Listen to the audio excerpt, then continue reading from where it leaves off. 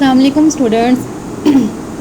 Welcome to the fifth lecture of database MS Access and my name is Hafiza Mahvish Tariq. Lecture number 4 में हमने discuss किया था file types from functional point of view and usage point of view. आज का जो lecture है वो है हमारे पास लेक्चर 5th और पर्सन नंबर भी 5th है हमारे पास. आज हमने देखना है file types from the storage point of view, यानी कि फंक्शनल और यूजेज पॉइंट ऑफ व्यू की बात हमने लेक्चर नंबर 4 में कर ली थी. ठीक है, आज हमने इसकी नेक्स्ट टाइप की बात करनी है जो है स्टोरेज पॉइंट ऑफ व्यू. अब स्टोरेज पॉइंट ऑफ व्यू में क्या है कि files are stored on secondary storage devices. Files क्या है, स्टोर होती हैं सेकेंडरी स्टोरेज में, जो मैंने आपको पहले भी बताया हुआ है कि जो हार्ड डिस्क में स्टोर होती हैं, ठीक है, या कोई फ्लैश या यूएसबी वगैरह में. ठीक है, from storage point of view file can be divided into 3 types.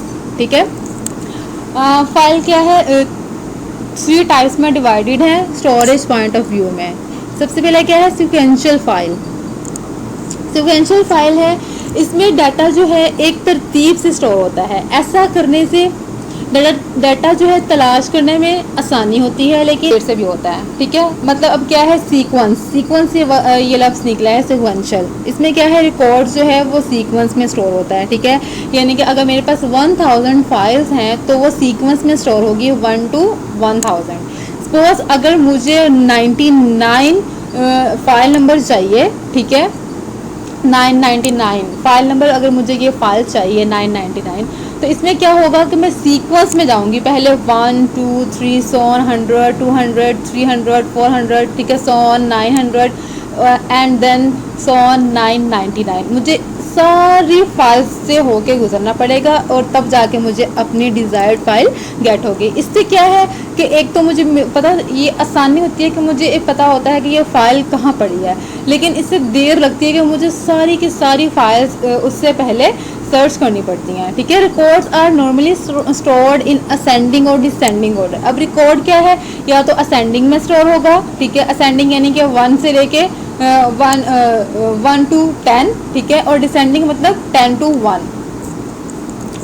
Retrieving record from sequential file is also sequential process. अगर मैंने यहाँ से कोई रिकॉर्ड गेट करना है तो सिक्वेंशियल फाइल में तो मुझे सीक्वेंस में ही जाना पड़ेगा, सिक्वेंशियल प्रोसेस ही यूज़ करना पड़ेगा. ठीक है, नेक्स्ट इसमें एक डिसएडवांटेज है. ठीक है, और वो क्या है, the main disadvantage of sequential file is also sequential process. इसमें क्या होता है कि अगर मैंने कोई फाइल सर्च करनी है तो मुझे सिक्वेंशियल प्रोसेस ही यूज़ करना पड़ेगा. जैसे कि मैंने आपको पहले बता दिया है कि अगर मुझे 999 फाइल चाहिए तो मुझे सारी फाइल से होके गुजरना पड़ेगा. To read any record we have to start from beginning. ठीक है, अब सपोज मुझे 999 फाइल चाहिए थी, मैं 999 तक पहुंच गई हूँ. ठीक है, अब मुझे दोबारा जो है ना 5th फाइल चाहिए, यानी कि 5 नंबर वाली फाइल चाहिए, तो मुझे दोबारा क्या होगा, स्टार्ट से ही स्टार्ट करना पड़ेगा. मैं दोबारा 1 से स्टार्ट करूँगी और अपनी 5 वाली फाइल गेट कर लूँगी. ठीक है, तो ये क्या है, इसका डिसएडवांटेज है.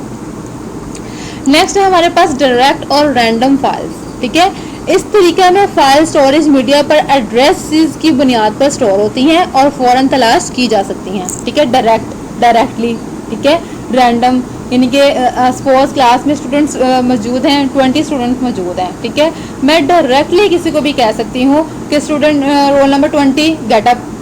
ठीक है, तो रोल नंबर 20 जो होगा, स्टूडेंट जिसका रोल नंबर 20 होगा वो जो है गेटअप हो जाएगा. ठीक है, अब ये है कि रैंडम फाइल्स में क्या है, डायरेक्टली मैं उस फाइल को एक्सेस कर सकती हूँ.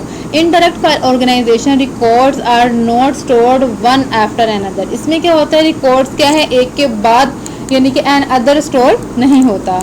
दे are stored in particular location. ये एक पर्टिकुलर लोकेशन में हमारा रिकॉर्ड क्या है स्टोर होता है. Each location has a unique address. ठीक है, और हर लोकेशन का एक यूनिक एड्रेस होगा. सपोज अगर एक क्लास में 20 स्टूडेंट्स हैं तो हर स्टूडेंट का रोल नंबर क्या है, वो एक यूनिक एड्रेस है उसको कॉल करने के लिए. ठीक है, मैं क्या कर सकती हूँ, उसके यूनिक रोल नंबर से किसी भी स्टूडेंट को कॉल कर सकती हूँ. यानी कि मैं अगर रोल नंबर 18 को बुलाना चाहूँ तो मैं कहूँगी रोल नंबर 18 कम हेयर. ठीक है, तो ये जो रोल नंबर होगा उसका वो क्या होगा, एक यूनिक एड्रेस होगा. इसी तरह डायरेक्ट और रैंडम फाइल्स के अंदर क्या होता है, एक यूनिक एड्रेस के साथ हमारा जो डाटा है वो स्टोर होता है. A record is directly accessed by using address of that location. ठीक है, मैं रिकॉर्ड को डायरेक्टली एक्सेस कर सकती हूँ बजाय इसके कि मैं 1 से स्टार्ट करूँ और 100 तक जाऊँ. ठीक है, मैं क्या करती हूँ, उसका एड्रेस लेके उसको डायरेक्टली कॉल कर सकती हूँ. It is also called random access file. इसको हम क्या बोलते हैं, रैंडम एक्सेस फाइल भी बोलते हैं.